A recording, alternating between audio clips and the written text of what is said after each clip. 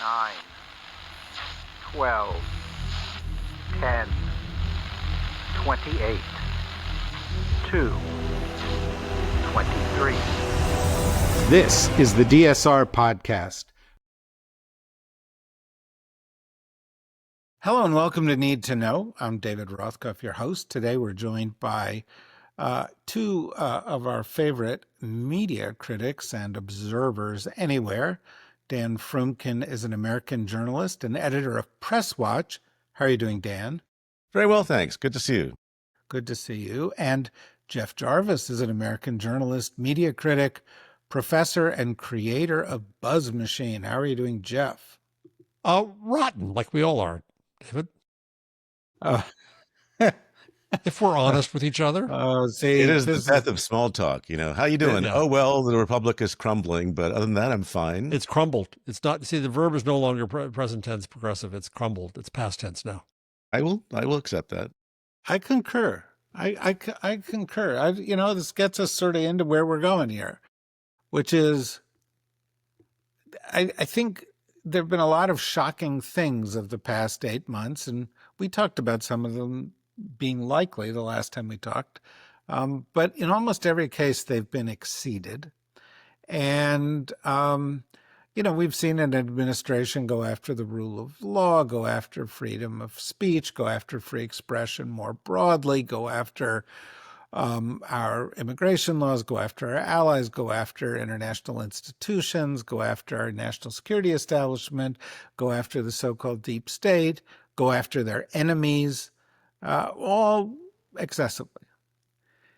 One thing that I thought might hold up in all of this was the kind of the media as a guardrail. I also thought large institutions, universities, corporations, and so forth might be guardrails. There might be people out there who said, well, freedom of expression is worth fighting for. And yet that hasn't been the case. And in the past couple of weeks, we've seen the Jimmy Kimmel cancellation. We've seen people getting fired from their jobs because they didn't speak, in a way that the right thought was appropriate about Charlie Kirk. We've seen all of this accelerating, and that's why I thought now's the time to go back to you guys. And let me start with Jeff, and then I'll go to Dan. But I described how it's striking me, and I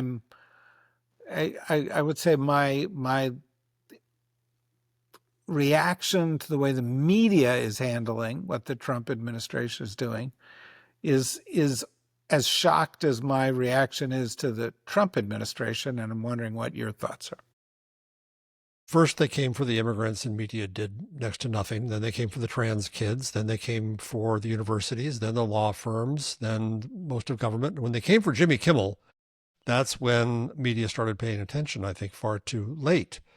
I wrote a post this week, completely dystopian, saying the nation is lost. I think we've lost, as you just went through the catalog, David, we've lost the rule of law, we've lost the Constitution, we've lost the nation.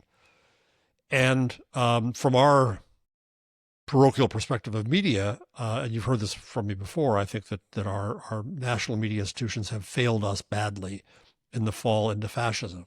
But now it's even worse than that because they're being taken over, Hungary style.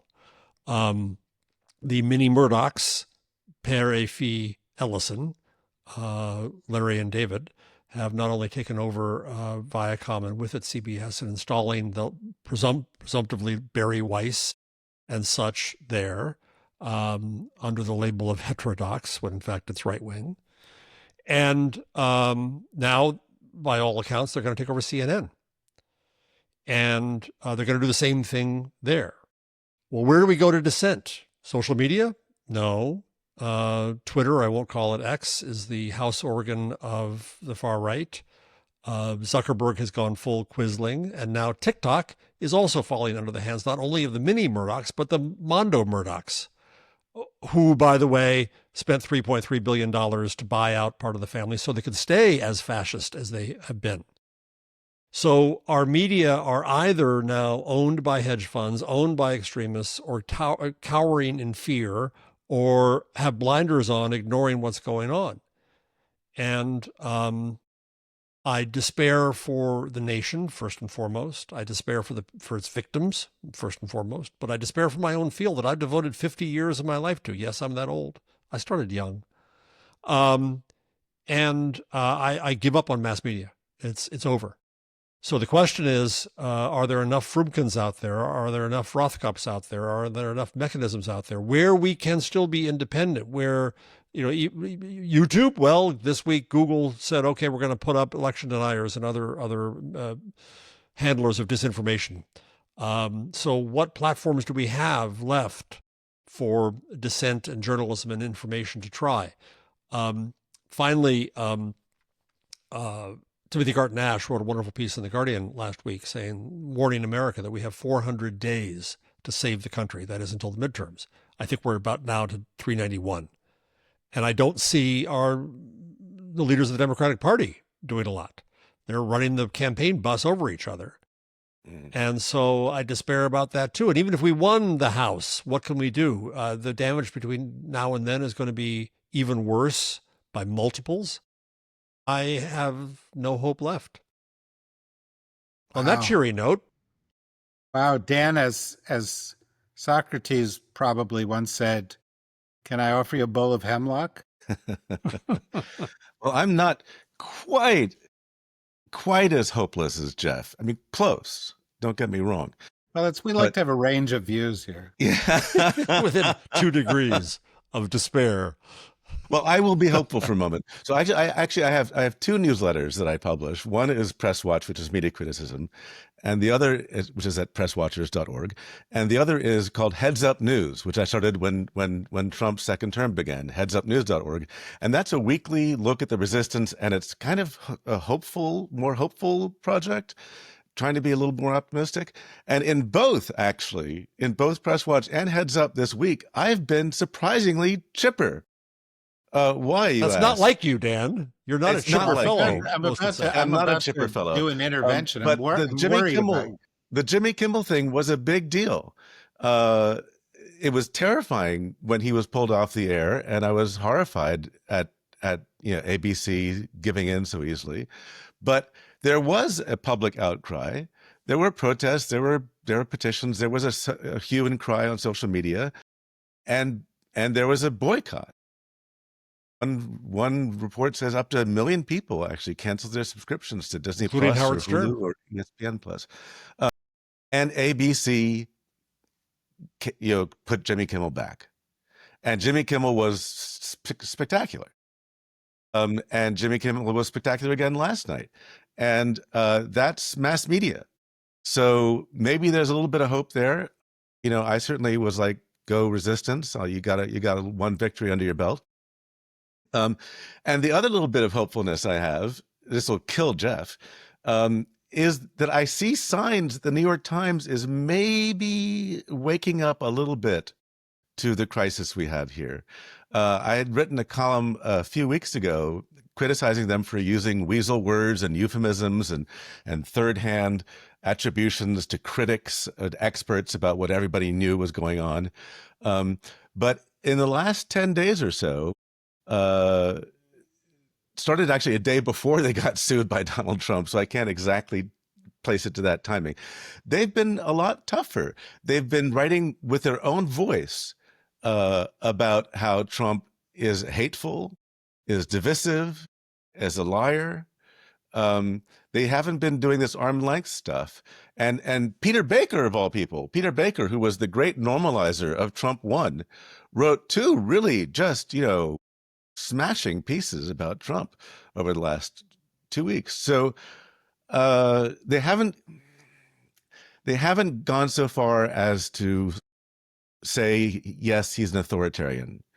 They still haven't done that. They haven't gone so far as to say the republic is crumbling or crumbled. But maybe they're getting there. I'm hopeful. I mean, an hour after I published my piece, I said I'm probably look like an idiot. In like. David, I don't think Dan's having hemlock. I think he's having ayahuasca. It's something. Yeah, I'm a little worried. I'm a little worried about him. Yeah, too. And maybe we'll be able to talk him off the ledge here. Actually, we're trying to talk him onto it. Yeah, well, yeah, but I mean, like 2 Oh, days I'm on the ago. ledge. I'm on the ledge. I'm just, But Dan, let me just so I have the hashtag I use, broken times.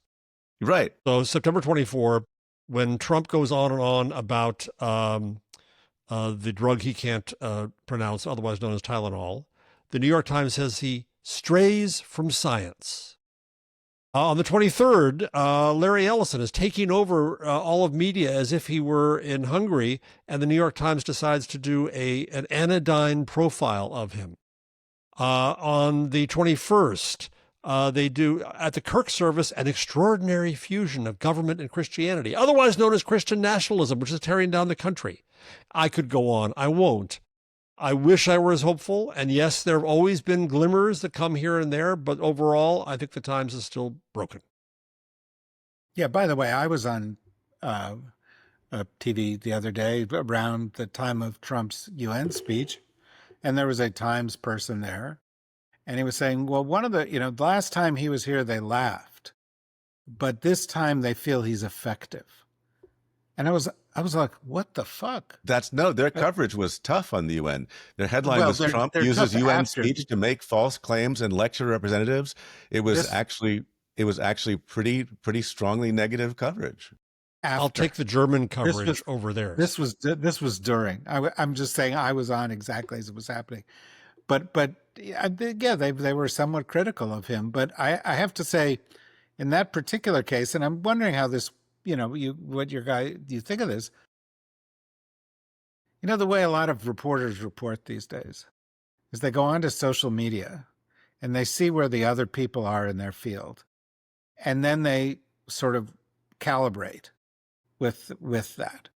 And the response to Trump's speech was so, over the top. I'm not over the top, but it was so outraged at how many lies there were, of how damaging it was, of how ignorant it was, etc., how offensive it was to so many people, that I don't know that they had any option but to cover it that way.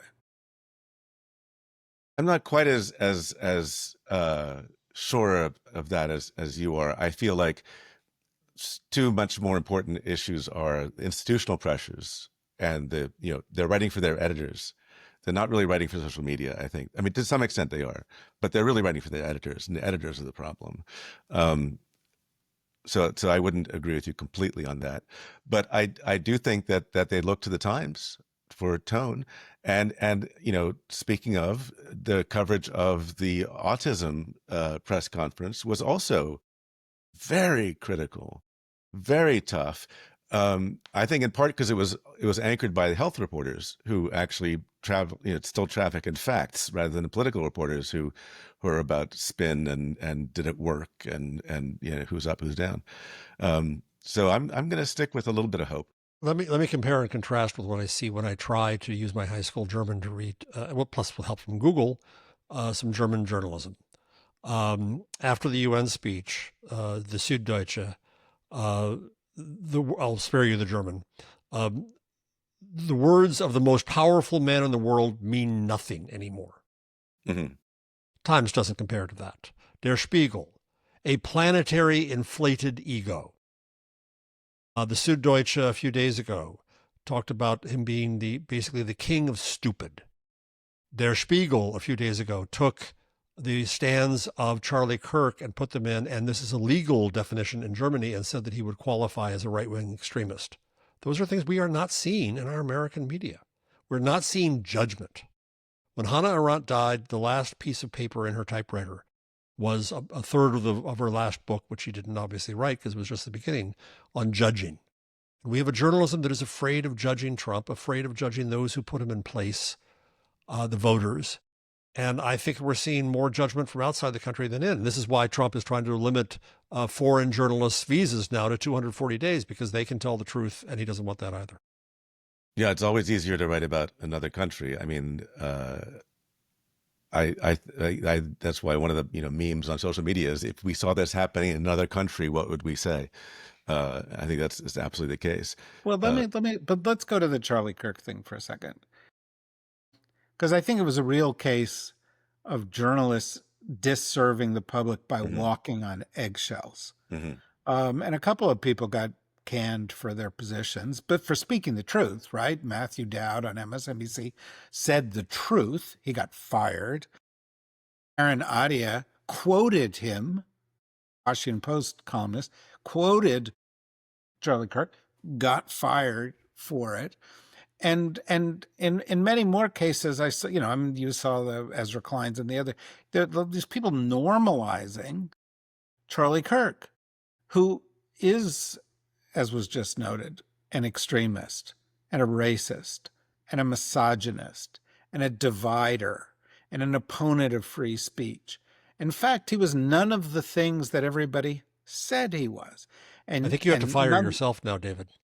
Yeah, well, what a relief! Finally, I'm off the hook. But I listened. God, I don't know if you did, but I listened to that whole rally, and it was what in some cases cloying, but in most cases it was demented and dangerous. And I saw the future of MAGA, and the future of MAGA is white Christian nationalism. The most important thing at that rally was not Trump. It was Erica Kirk, and it was J.D. Vance, and the new frontman for MAGA is Jesus. But here's the problem. You can't write, you know what I'm saying? I mean, part of the reason they're doing it is you can't, how do you criticize somebody's faith? Like you can't, how do you criticize the way they're using it and twisting it and being hypocritical about it? I mean, we can sitting here, but I didn't see it in the press. No, when you see Cardinal Timothy Nolan saying that Charlie Kirk is a modern day St. Paul. He was a missionary. He's an evangelist. He's a hero. It's just white Christian nationalism under a different sized red hat. And I don't see the outcry about that.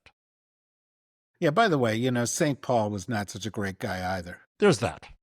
But yeah, I think he was better than Charlie Kirk. He certainly was. But, he took this guy, Jesus, who he didn't know, who was going around as a Jew preaching to Jews about how to use their Judaism. And he said, after the fact, you want to know something? This isn't a religion, Jesus talking about God and Judaism. We're going to make a religion about Jesus. I'm just going to make something new up. And everybody's like, oh, okay, that's cool. Who expected theology from a podcast about media? This is great. Yeah, boy, I'm out of my depth here, man. Well, this is we at Columbia, we were taught all this stuff in the first couple of years because they knew come in handy 50 years later. Anyway, I mean, don't you see covering an increasingly white Christian nationalist movement as a real challenge at first, Dan, then Jeff, for a media that's a little squeamish about this stuff? No, I think that's entirely fair, and I think it's exactly what we're seeing happening. And you don't get that in the press, in the corporate press. I will put in another plug for the independent press. I mean, Jeff alluded to the fact that we still have one, and it is. Well, but Jeff said it was just you and me. I think you meant slightly more people than that. But okay. So we have an independent press, which is harping on this. And I think as it becomes clearer, I think that it will be unavoidable even for the corporate media to sort of look at how this is happening. If it continues to happen, I don't know how much of, my biggest concerns about the Charlie Kirk coverage were that they didn't explain right off that he was, at least controversial, if not an actual bigot and a racist and a misogynist. But also that they gave him so much coverage. I mean, it was the top story on all the papers and all the broadcasts for days and days and days. And then thirdly, for the fact that as soon as they saw the persecution of people who had spoken out about Charlie Kirk, instead of making clear this is persecution of people who had said anything remotely critical about Charlie Kirk, they made it sound like it was backlash against people who had celebrated his death. And by conflating those two things, I think they did a lot of damage, because both are politically protected speech. Both fall under the free speech exemption, but one is kind of odious. You can kind of see why people would get upset about that. The other one is plain political speech, and so they conflated these two things in a way that I thought was very, very damaging. I think your question is exactly right, David. The goal of the Republican defenders was to force that conflation. Anyway, Jeff, I'm sorry. Yeah, no, they adopted the MAGA framing, exactly. Well, because they identify first those they can now attack, right? They can't really, even though they're racist, they can't really attack black people because it's been done. They can't really attack Jews because, well, it's been done. But they can attack immigrants and brown people and trans kids and so on. On the other hand, they've got to find the shield to hide behind. And the shield they hide behind, you're exactly right, is Christianity and Jesus. And the problem I have to an extent, I mean, I'm a lapsed Presbyterian, which is like being a former nothing. And I don't think we see the support from the so-called mainline religion side of this to condemn the extremists who've ruined Jesus's brand, shall we put it crassly. And I think we need more, we in the public media and public blathering space could use some more help. But a lot of even mainline churches are half Trump and half whoever the Democrats have right now. And so there's no help there. The Catholic Church, I just quoted Dolan, the kind of extremist Catholics are a major force on the Supreme Court. And we've got to find the courage to speak against damaging, dangerous religion. All you hear, Jim Wallace was on Morning Joe. Boy, I nearly drove off the highway when I was listening to that. But yeah, that's go. That's about the best but that's about the most we get, right? And so I'm not sure how we get the courage. I'm sorry to interrupt you, but I have to get on my chest. What they were saying was, you know what we need in America? You know what American politics needs? We need a debate about the role of Jesus in our society. And I was like, no, the fuck we don't. I mean, well, did you miss David, about a month ago, Mika said to Joe, I love your Bible lessons that you give your children. You should do it on the show. No. Yeah, I'm screaming. I mean, they don't have the advantage that Thomas Jefferson and Benjamin Franklin and James Madison and George Washington had, which was that their grandparents came from a Europe that had been immersed in blood. There was blood up to their waists from religious wars and religious extremism and religious bullshit, embraced by kings cynically, the Pope cynically, other people cynically. And they said, we don't want this in our society, not because their view of Jesus or their view of Jews or their view. It was because religion, when it mixes with politics, kills people. Yes. And that's human history. And they said, let's not do that. And all these people seem to have forgotten. It's often said these days that politics should be the freedom from violence. It also should be the freedom from religion. It should be that space where we negotiate things in civic life. And I quote Hannah Arendt often on these things. And she said that what happens when people are alienated from their communities and their society and they become vulnerable to the siren call of the cult and the authoritarian, the totalitarian, is that they hold on to abstract notions. And that really spoke to me, because I think what happens is that there's this belief in media's coverage of the great unseen heartland, that what matters most to them in their everyday lives is guns and abortion. And I don't believe that. I don't believe that they're saying that this is the most important thing in their lives. They care about their kids, but we don't have that conversation. They care about their health, when the conversation is now poisoned by Kennedy. They care about their jobs, and that's poisoned by Trump. But even if we could have a conversation that were about their real lives, okay, but instead the agenda is set with these tropes, whether it's Second Amendment or whether it's Haitians eating cats and dogs, and those become signals of belonging to this cult. And that's the level at which the coverage exists. And I believe in Jesus, and how dare you question me. rather than at the level of how the hell do we live together? Yeah, it's pretty fucked up. And I got to say, the gun thing is a whole other issue where, no one will speak honestly about it, or very few people will. But there is a psychosis underlying it that I just want to touch upon, and then I want to ask you a question. The psychosis is there are 400 million guns in the United States. And maybe 30, 40,000 people each year die of guns. And, maybe, a couple times that many guns are fired, which means roughly there are 400 million guns sitting in people's houses not being used. And you have to ask yourself, why do these people need these 400 million guns? And what's going through their head when they go, I need to have this gun that I'm not going to use sitting around my house to shoot somebody someday at some point, because who knows, we may need to shoot each other. It's so gefucked. Anyway, let me shift to something. Can I stand there for 1 second? I know I'm hogging, but I just want to stay there 1 second with the gun thing. Yeah, well, I'm going to get Dan in here. I do want to get Dan in here, but let me just do one moment. Dan gets a double dose next time. Is that it occurred to me, I thought that people, the well-ordered militia, the Second Amendment, was that they thought that they were going to fight the Soros, Obama, gun-napping Hillary Clinton left.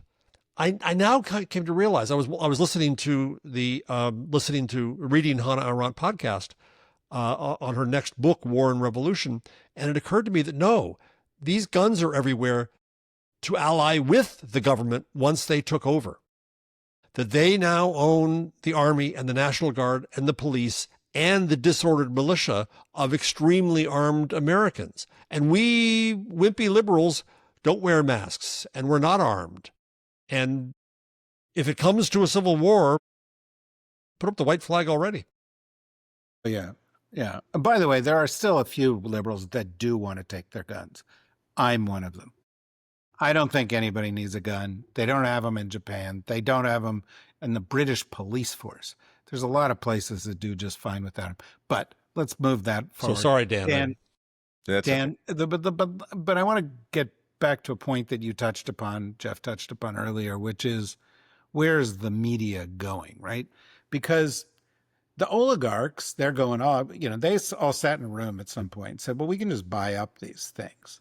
And so they started buying up broadcast networks, and they're buying up some of these platforms. Local TV and stations. It's scary, the LA Times, the Washington Post, now TikTok, Paramount, CNN, Warner, they're buying all that stuff. But it seems to me that they are buying up the buggy whip industry at the dawn of the automotive age, right? That they are buying up a lot of things. And the Jimmy Kimmel is a perfect example. So you have Sinclair and Nexstar, which control between them, 70, 80% of the affiliates out there. Only about 24%. Between them? Yeah. I thought it was more, but in any event, it doesn't undermine the point, which is they control a bunch. They want to put him off the air, so they keep him preempted. 25 million people saw Jimmy Kimmel's monologue on social media. 25 million. If you wanted to watch Jimmy Kimmel in Washington, where he was off the air, you could go to abc.com. You could go to Jimmy Kimmel. You could wait a minute on social media because it was getting posted by everybody all the time. It does seem to me that there is this great decentralization happening as these guys are trying to control the centralization. They're hearkening back to, Citizen Kane or something, where they think they can control the world. And I don't know that they can. What do you think about all that, Dan? CNN is the most popular news site in the world by far. So it's, I don't think these places are losing influence that fast.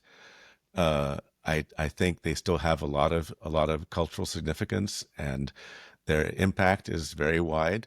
And I don't think that I think I've been in denial about this whole takeover of CBS, and I kept on thinking, well, at some point, somebody's going to wake up and realize putting Barry Weiss in charge of CBS is a really, really bad idea.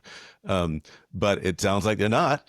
And the loss of CBS is, to me, I think horrible. Still, for the older folks, they watch the CBS Evening News. They watch, the morning shows. There's still a lot of them. A lot of the stuff at night gets shown on streaming. I think there's still a lot of impact that these places have.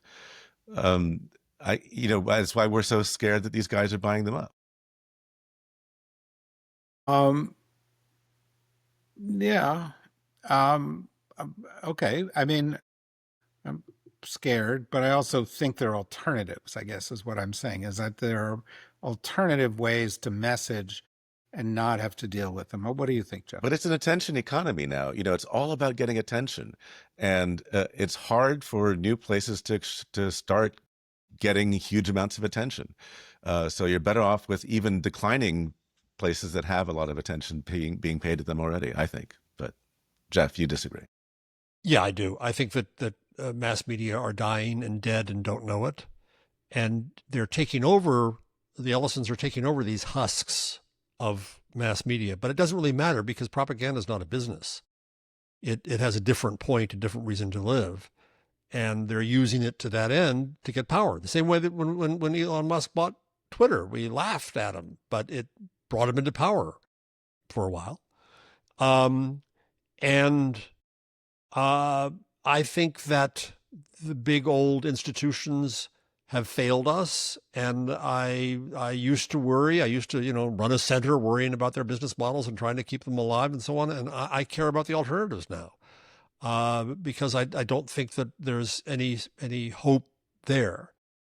And, the truth is we were never mass. The idea of the mass is a lie and an insult to people. It's a way not to deal with people on an individual level or as members of the communities. It's a way to lump them all together and think that all we do is have a message to them. I'm researching the next book right now, and right now I'm in the midst of looking at the beginnings of radio. And it was fascinating that was the first time with amplification that you got this idea that you could go past a city, that you could go across the country, that you could reach masses of people. And it was heady to the country at the time and a little bit scary. But it was the government's involvement. The amateurs ruled radio at first, but they were shoved aside by the military-industrial complex of media and the U.S. Navy, believe it or not, that created RCA and made radio into what it was. And mass media didn't have to be what it has been. But I think it's gone, and I think we're going to have chaos between now and what follows. But it's up to us to use the open source, federated, distributed protocols of the internet to try to build something as an alternative. And even as the big old things die, I mean, yes, Jimmy Kimmel got a huge audience, but he got it because he got fired and because there was all this attention and the Streisand effect. The audience wasn't that big before, and it's going to go back to that. And my hope is that Stephen Colbert and Jimmy Kimmel and folks like that declare their independence and create something like, I don't know, your show, David. Yeah, no, in fact, that's where we see it all heading, is people listening to this. Where's your band, David? You got to get a band. There is this. Yeah, you need a band. Yeah. There is, if I had just the rim shot I needed right there. Yeah, but no kidding. if there is this kind of convergence, because CBS News, Evening News, gets 4 million listeners. And of those 4 million listeners, a couple 100,000 are in what you call the target demo between 25 and 54. Morning Joe, which we all think of, well, that's a really important show. Morning Joe gets 700,000 average viewers, of which like 60,000 are in the 25 to 54 demo. Like, I've worked at failing magazines, in my life. that got bigger audiences than that. You know, the last podcast I did over, not for my podcast, but, you know, I'm a columnist over at the Daily Beast. The last podcast I did over at the Daily Beast got 300,000 or 400,000 downloads.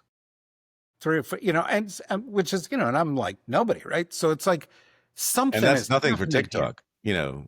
And that's not TikTok, but it's, you know, our podcast, this dumb little company here that has 4 people working for it is approaching 2 million downloads a month on our on our stuff, right? But the point is, you know, we're amateur hour, and I'm looking forward to the chapter at the end of Jeff's book where we have a new generation of incompetence picking up the but you know, there is you got to acknowledge something is going on here, Dan, that could change the mix. And I raise it not just because in the context of media criticism, but the Kamala Harris campaign got this completely wrong. You know, they played to the old media. Well, the new media was driving the critical audiences. And so there is the political significance of the shift may be greater and is certainly different than the media business consideration. So, yeah, I think we're in a time of flux, and I think, but I think that you're going to see the major media organizations also getting more involved in streaming, and it's going to be backwards and slow and they'll too late, but it'll still function to some extent.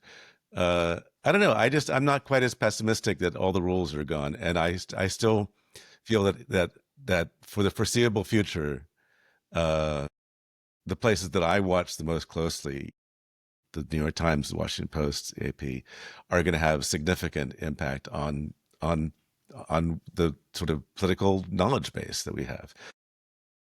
So I don't think they're I don't know. But as far as the business goes, you know, who knows? That I can't speak to. I got to say, I love this optimism. It is lifting my spirits. I'm surprised. This is not. Me too. Can I'm only I have optimistic compared to you guys. Dan, can I have the number for your therapist? Obviously, looking well. Yeah, it's like the scene in Where Harry Met Sally, where he goes, "I'll have what he's having." Yeah. She's having was actually. Guys, by any normal standard, I am like depressed. Okay, I don't know what your problem is. I'm sorry. We have the kind of Rothkopf ledgeometer here, right? So I'm over it, falling down. David's still kind of, I think, on the ledge, and then Dan's a mile back, saying, "No, there's I'm not a mile back." Oh. No, Dan's standing at the window looking at me on the ledge, and I'm standing on the ledge looking at the chalk mark around your body on the sidewalk. I'll accept that. Yeah, all right. Well, look, I love talking to you guys. It's really a high point of doing this, and I hope we can get you back again soon and often. We just sit with bated breath waiting for your invitation, David. Well, you won't have to wait long. Dan and I are ready anytime. Yeah, it's my only time I get to talk to Jeff, so this is fun. Well, I'm sorry to it. And thank you. Thanks. That's okay. No need for it. This is no bullshit zone. But in any event, thank you for joining us. And I really encourage everybody to follow what you guys are doing. And we'll put links to all of that into the podcast when we post it. And it also get posted in Substack because, you know, so does everything these days. And for now, thank you, Dan. Thank you, Jeff. Thank you, everybody, for listening to Need to Know, and join us again for this and everything else we're doing whenever you get the chance. Until then, bye-bye.